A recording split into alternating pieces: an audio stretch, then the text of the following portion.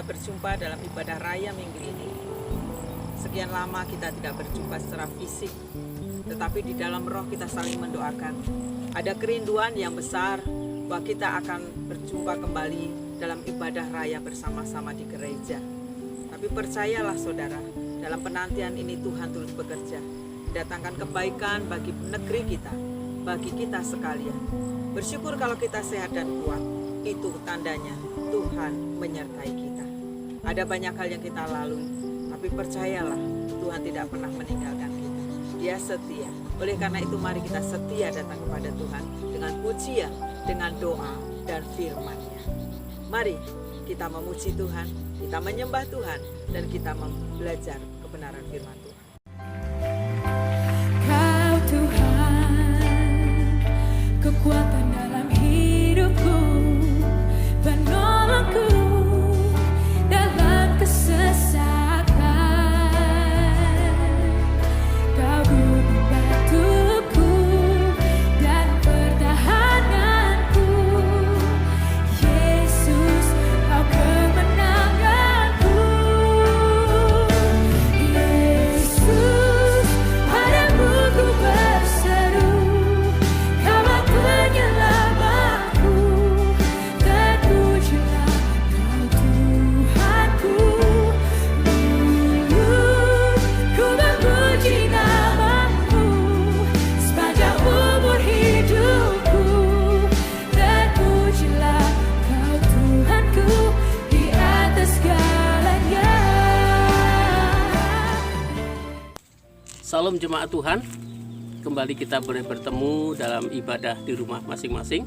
Hari ini adalah Minggu tanggal 26 April 2020. Dalam situasi yang seperti ini, kita tetap diberikan semangat, kita diberikan suatu kekuatan, bahkan kesehatan. Oleh sebab itu, mari bersama-sama kita akan masuk kembali dalam khotbah hari ini yang saya ambil dalam tema nilai hidup yang berkualitas di hadapan Tuhan. Saya akan mengambil dari Yesaya 50 ayat 4-5, kemudian referensinya dari Matius 11 ayat 29. Mari kita berdoa. Tuhan Allah Bapa kami yang di surga, kami mengucap syukur atas kebaikan-Mu. Biarlah oleh karena kasih anugerah-Mu Engkau memberikan kekuatan, pengetahuan dan hikmat untuk kami mendengarkan firman-Mu pada hari ini. Terpujilah Engkau Tuhan, di dalam nama Tuhan Yesus kami mengucap syukur. Amin. Saudara, hari ini kita diberkati, hari ini juga kita mendapatkan satu kekuatan, maka sesuatu yang paling indah, mari kita mau belajar.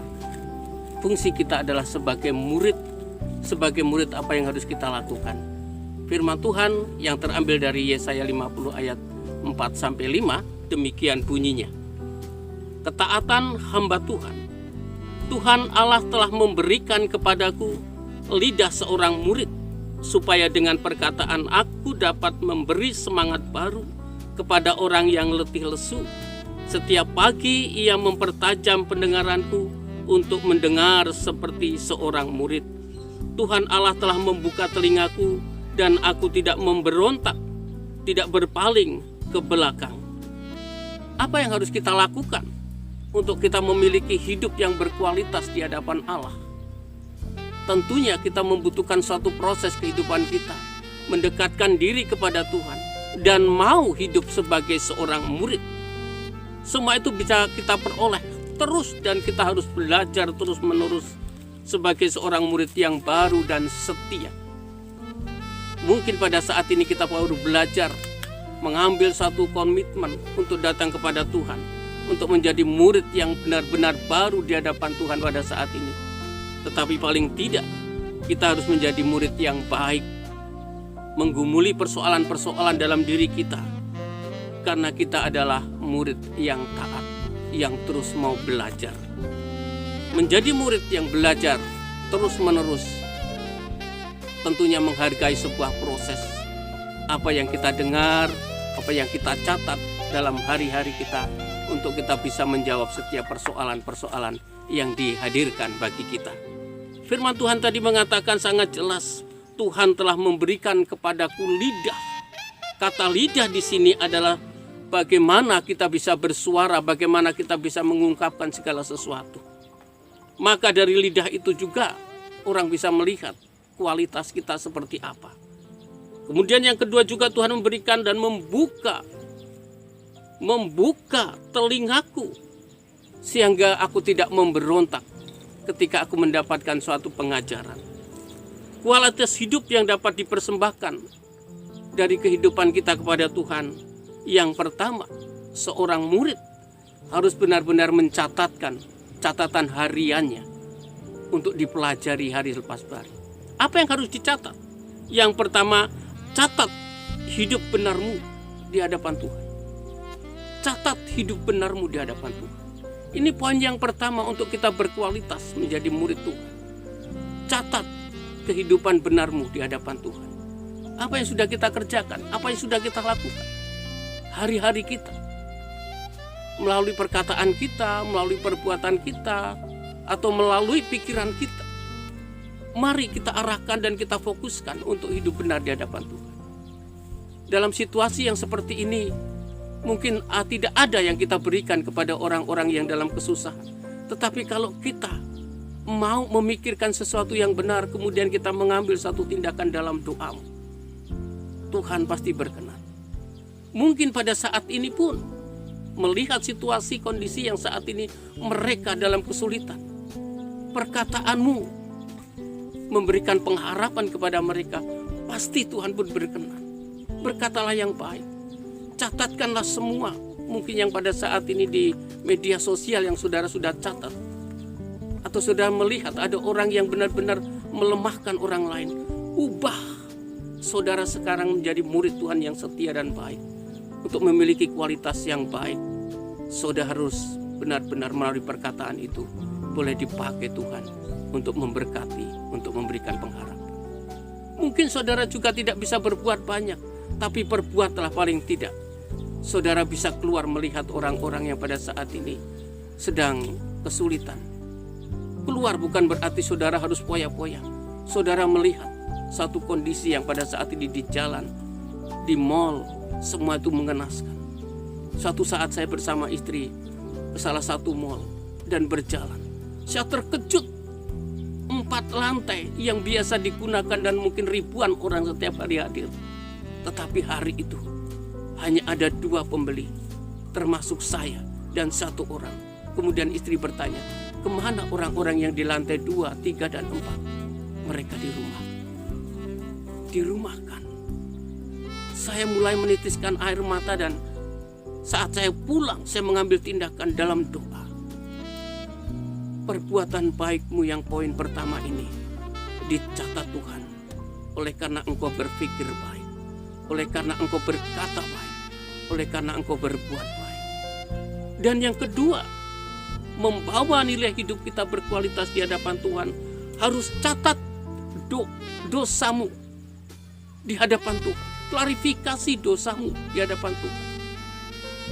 Apa yang kau lakukan dalam hari-harimu untuk melakukan kehidupan?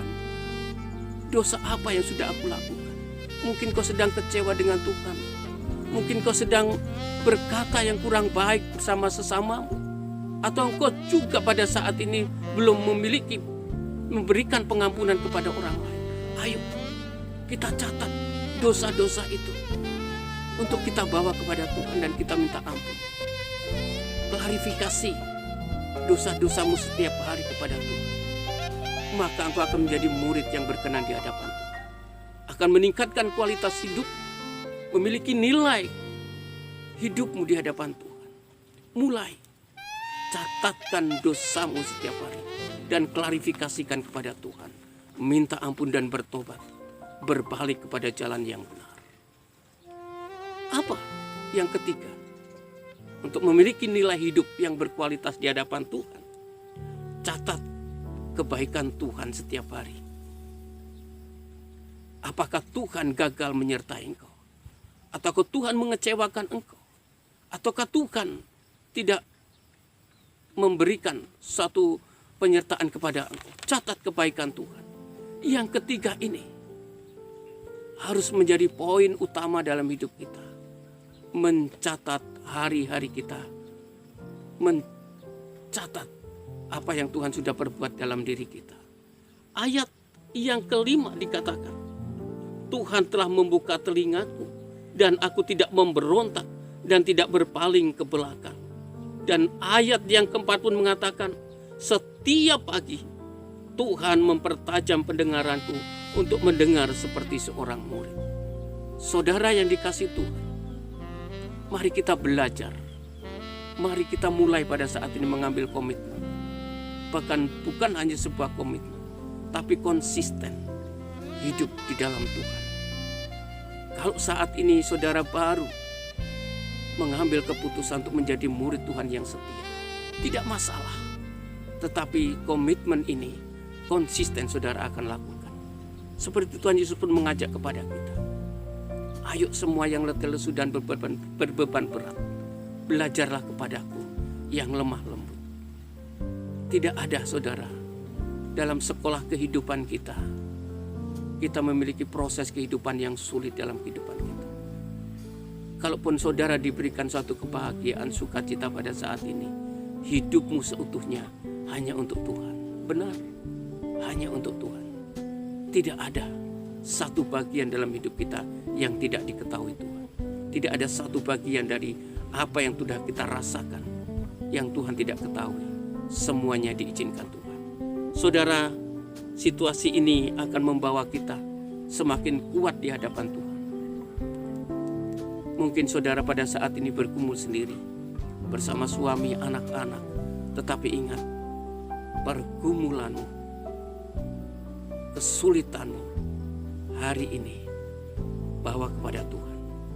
Tuhan akan memberkatimu. Tuhan akan menyertaimu. Mari kita berdoa. Tuhan, terima kasih pada saat ini firman-Mu mengingatkan kami. Kami mau menjadi anak-anak-Mu Tuhan. Kalau pada saat ini kami baru mengambil komitmen ini, kami ingin menjadi setia sebagai seorang murid di hadapan Tuhan. Dan kami akan melakukan apa yang Tuhan kehendaki dalam hidup kami. Terpujilah Engkau Tuhan. Kami menyerahkan terus untuk bangsa dan negara ini. Kiranya Tuhan, dalam hari-harinya kami boleh melihat suatu perubahan yang baik. Situasi dan kondisi ini semakin diberkati Tuhan. Dan kami pun percaya pada saat ini kami berdoa untuk Provinsi Lampung, Kota Bandar Lampung, kabupaten-kabupaten yang ada. Tuhan memberkati. Kami pun berdoa pada saat ini untuk jemaat, keluarga lepas keluarga, yang mungkin dalam pergumulan. Tuhan, Engkau yang maha tahu, Engkau yang tahu. Namun kami mengambil satu sikap hari ini Tuhan.